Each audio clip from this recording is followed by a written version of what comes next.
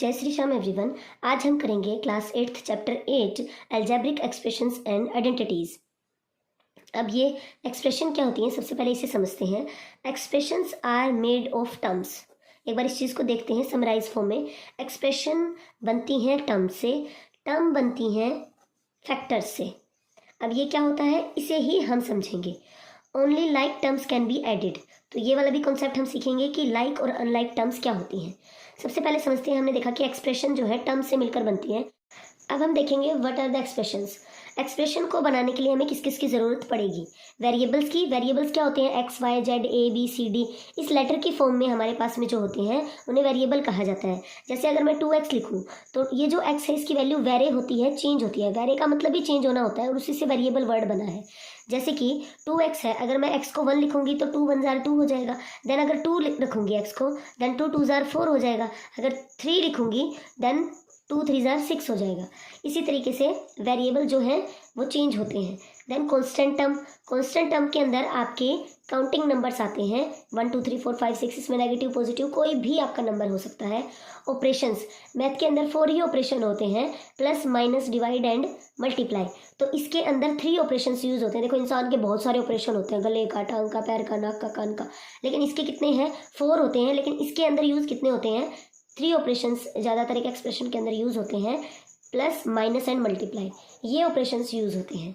Then term हमारे पास में अब क्या होती है, हमने समझ लिया एक्सप्रेशन की एक्सप्रेशन बनती कैसे है, इसका एग्जाम्पल भी दूंगी आगे।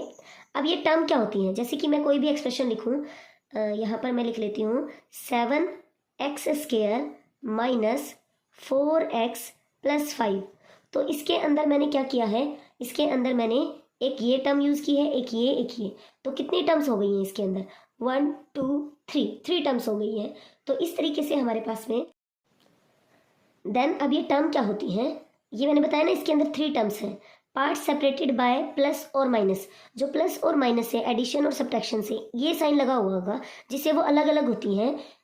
दूसरा, ईच टर्म, हर एक जो टर्म होगी प्रोडक्ट ऑफ फैक्टर्स होगी। मैंने क्या बताया था, टर्म के अंदर फैक्टर्स होते हैं। जैसे कि मैंने टर्म लिखा 4x², तो इसके अंदर फैक्टर क्या है, x की पावर 2 का मतलब क्या है कि हमारे पास में x में 2 हमारे पास में वेरिएबल है, x multiply by X and 4 हमारे पास में कॉन्स्टेंट है। Then 4 multiply by X multiply by X. तो 4x² अकेले में हमारे पास में 3 फैक्टर्स हैं, 1 2 3। ठीक है, आगे बढ़े।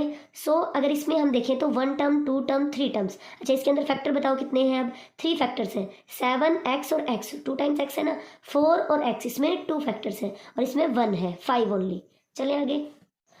Types of polynomials. ये क्या है, जो हमारे पास में ये एक्सप्रेशंस होती हैं इसके 2 पार्ट्स होते हैं। एक होते हैं पोलिनोमियल और एक होते हैं नॉन पोलिनोमियल। अब ये पोलिनोमियल क्या होते हैं, पहले इसको समझते हैं।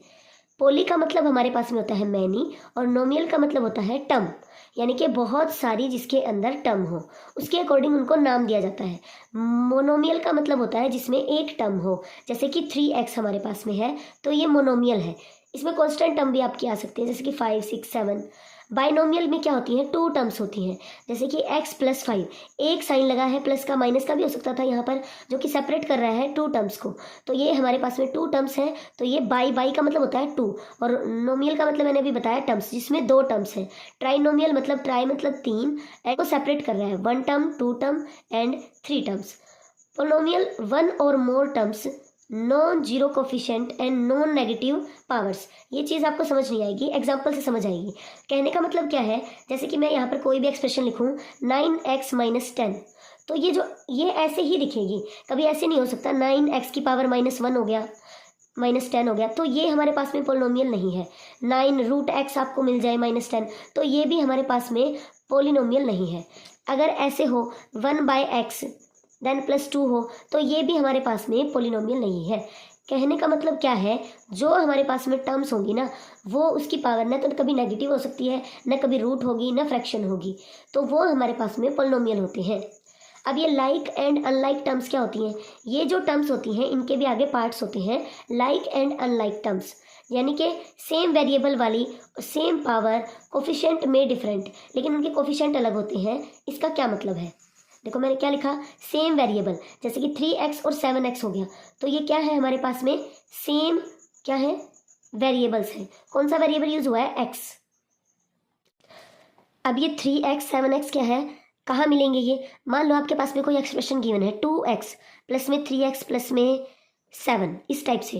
तो आप ये जो सेम वेरिएबल है ना, इनको ऐड कर सकते हैं। x ये इनके कोफिशिएंट्स जो है वो ऐड हो जाएंगे।